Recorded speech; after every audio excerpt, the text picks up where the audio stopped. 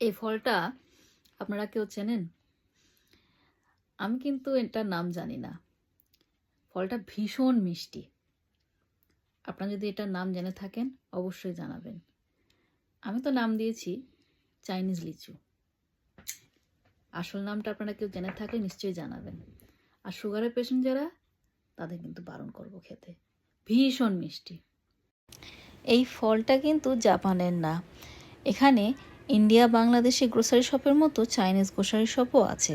সেখানে চাইনিজ জিনিসপত্রের সঙ্গে সঙ্গে বেশ সুন্দর সুন্দর ভালো ভালো ফলও ওঠে। তো সেখানে মাঝে মধ্যেই যাই আর এই ফলটাকে আমি দেখি। দেখতে আমাদের আশফলের মতো, কিন্তু খেতে কেমন হবে জানতাম না, সাহস পেতাম না। হয়তো ভাবতাম আশফলের মতো গন্ধ হবে, হয়তো খেতে পারা যাবে না। আজকে সাহস করে কিনেই এনেছি। বীজটা দেখেছেন কতটুকু?